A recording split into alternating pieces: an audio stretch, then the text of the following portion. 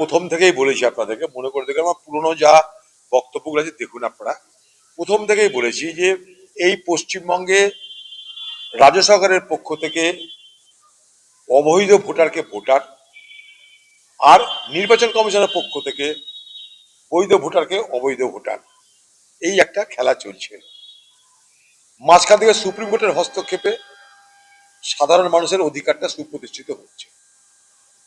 আবার বলছি, পশ্চিমবঙ্গ সরকার সংকটটাকে জিইয়ে রাখতে চাই, এবং পশ্চিমবঙ্গ সরকার নিজের সংকট তৈরির একটা সব থেকে বড় কারণ যে সমস্ত বানানে ভুল ভাল যা কিছু বেরোচ্ছে, যার জন্য মানুষের এত হয়রানি হচ্ছে, পশ্চিমবঙ্গের তৃণমূল পার্টি মুখ্যমন্ত্রী মমতা ব্যানার্জি দেখাতে চাইছে যে এগুলো সব নির্বাচন কমিশনের জন্য হচ্ছে, কিন্তু বাস্তবে এগুলো যারা করছে নিচে গণনা করাতে, আপনার রেকটিফিকেশন যারা করছে, যারা শুনানি করছে, যারা লিখছে, এনুমারেশন করছে, তাদের দায়িত্ব ছিল এগুলো। তার জন্য পশ্চিমবঙ্গ সরকারের পক্ষ থেকে 90,000 অফিসার দেওয়া হয়েছে, মানে অফিস মানে বিএলও দেওয়া হয়েছে। তার নাম একার আকার ওকার ঔকার কারা ঠিক করবে?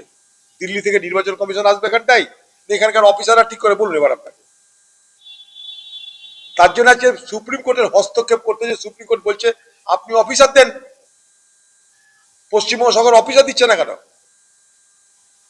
নির্বাচন কমিশনের উদ্দেশ্য নিয়ে আমাদের ধারণা স্পষ্ট। ভারতবর্ষের নির্বাচন কমিশন সারা ভারতবর্ষব্যাপী এসআর করার নামে একটা নতুন জুলুম রাজ তৈরি করেছে, এখানে কোনো ভুল নাই। তার মোকাবেলা করার জন্য যে ব্যবস্থা নেওয়া দরকার সেটা পশ্চিমবঙ্গ সরকার নিচ্ছে না, বরং সেই সমস্যাটাকে তারা পুঁজি করছে তাদের নির্বাচনের জন্য।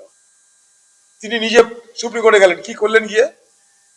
হাতি ঘোড়া কি করলেন বলুন? একটা নাটক হলো, একটা সার্কাস হলো, মুখ্যমন্ত্রীর একটা কালো পরিধান হলো, মেয়েদের কোটের মতন কালো পরিধানে নতুন ভাবে তাকে আবার দেখতে পাবো। এর আগে সাইকেলে দেখেছিলাম, এবার কোটে গায়ে দিয়ে দেখবো, এই একটা পরিবর্তন হলো। বাকি বলুন মৌলিক কোন সমস্যা সমাধান করে এলেন উনি? ওই যে গেলেন দিল্লি, এই করলেন, তাগুলো কি হলো? সুপ্রিম কোর্ট উল্টে ধমকানি দিচ্ছে এখন রাজ্যকে।